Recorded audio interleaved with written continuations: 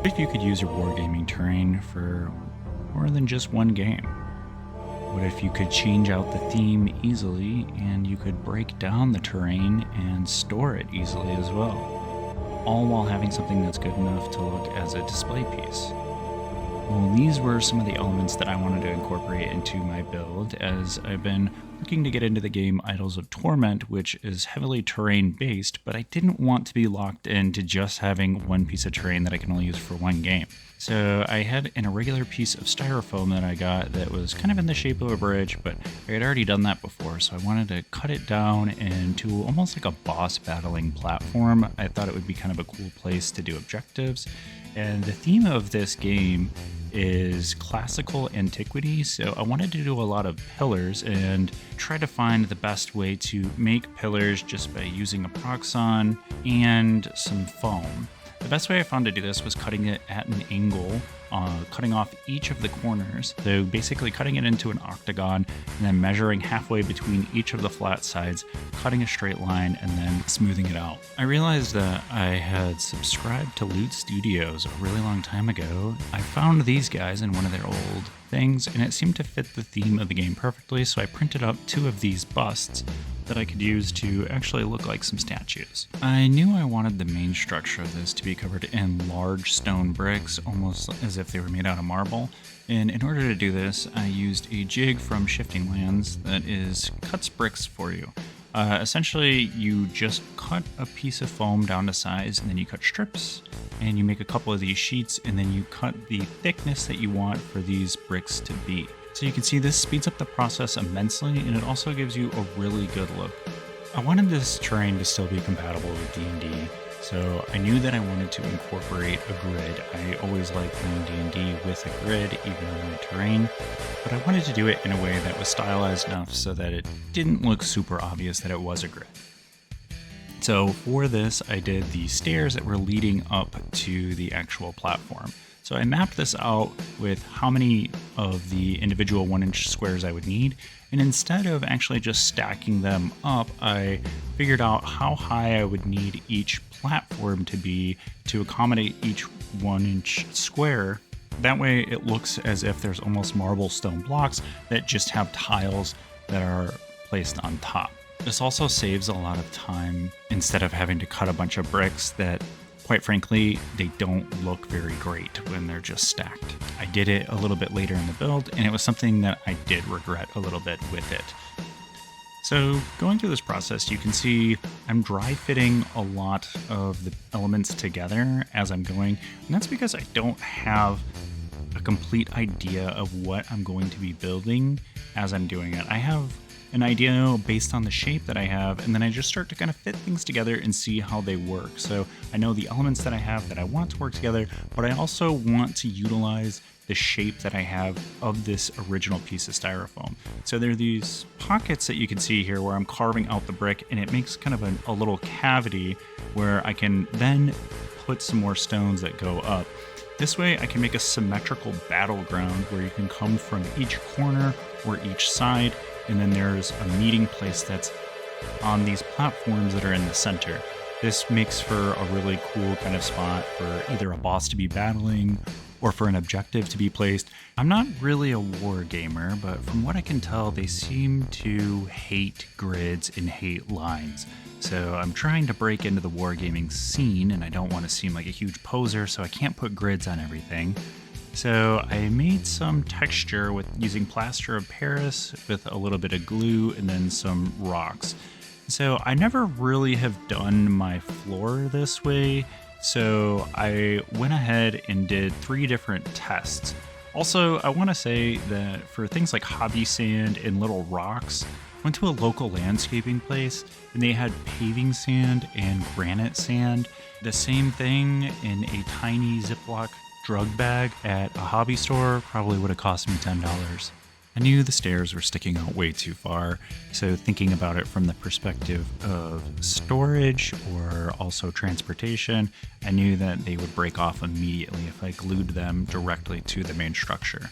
So I magnetized each of the stairs this way, they would stay in place enough while you're playing the game, and it didn't really matter to me if I could pick up the structure with them on it, because I know I would really only be picking up the structure if I was moving it. One thing that I messed up was the height of the stairs actually going up to that cavity I previously mentioned, and I had to glue some more bricks on top just to get that additional height so that it was actually reachable. I didn't want there to be a massive gap because it would just be kind of weird for a miniature to make a jump that, from that perspective would be maybe 10 feet. And once again, I just want to say how awesome this brick jig is from Shifting Lens. This would have taken me hours to do, and this was done in a matter of minutes. I think I could have done the whole structure in one go in maybe 20 minutes tops. So I wanted to take a bit off the top and a bit off the bottom, and I still left some of the bricks that were overhanging out from the edge a little bit, and I wanted to make it almost look like it was a destroyed bridge, like a centerpiece that was eventually reutilized for a shrine. For the actual top pieces, I also wanted these to be removable too, but I didn't want to add too much height. So I made them just about as thick as a magnet. This way I can still switch out the ground for something that eventually had a grid, or just something that's a little more textured, or even just any different sort of look that I want to have. So this just adds a little bit of extra versatility to the terrain, in my opinion, and something like this is what allows it to be more compatible with other games, being able to kind of switch out and put in a different grid or tile movement system on the top piece if you wanted to. I'm really glad that I ended up doing a test for the textures for the grounds, because I probably would have ended up just using the sand, but it's not the most believable look, so mixing in some of the granite sand actually helped a lot with giving it a more believable look. So I went through and did the classic priming of everything with Mod Podge and black paint, and then I sprinkled on just a tiny little bit of granules for additional texture. I did realize that I messed up and I did not texture the actual staircases, which was a huge pain in the ass. And I started out using the airbrush to kind of paint everything. I wanted it to be white, kind of get a marble look, but after about the 4th or 5th time my airbrush clogged, I just got frustrated and I said, you know what, if this melts the foam, it melts the foam, and I'm just going to spray paint the shit out of all of this, because I do not want to take my airbrush apart again for at least a week. I started out doing a test with a wash and immediately regretted it because it darkened it so much. So I wiped it off and it did give like a pretty cool off-white gray look, but I still wanted it to be a little bit more of a marble look. So instead what I did was put just a bit of gray speed paint in my airbrush and brushed it really low so I could just give that kind of wispy black interwoven into the white. After that was done, I decided to move on to the busts. So I had a small piece of foam that fit pretty well, but it wasn't high enough, so I wanted to just add a little bit of a platform on the bottom. It also made it look like a bit more of a believable statue. And you can see I just included a clip of me beveling the edges a little bit, because you can see if you cut it with your Proxxon fence really close to the edge, once you make that first angled cut, then you can rest on the new flat that you created and create a perfect beveled edge every time. The busts were very top heavy, so I went ahead and got some 3-inch deck screws and just screwed them directly into the platform.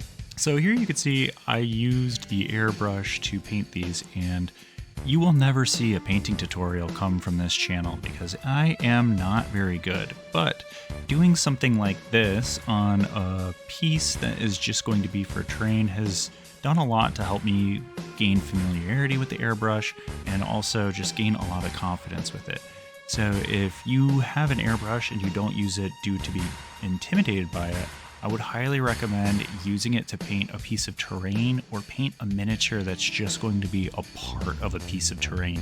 It's a lot more low pressure and you don't feel like you need to be perfect with it. For the pillars and the stand for the bust, I made those at a different time than the other pieces, so I went ahead and just primed them and then I painted them with the airbrush. Honestly, I like the look that I got from the airbrush on top of the black more. I was just so frustrated with it that I used the spray paint. But after I used the spray paint, the look that I got was so much more flat rather than showing the black through as much as the airbrush did. So I didn't really like the effect I got.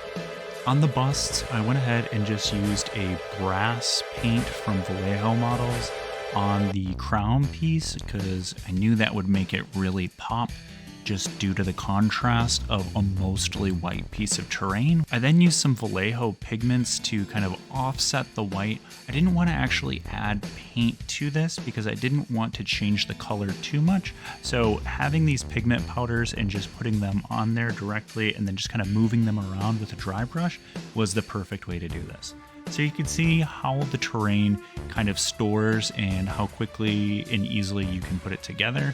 But that pretty much wraps it up. So I'll go ahead and let you see some shots of it in action.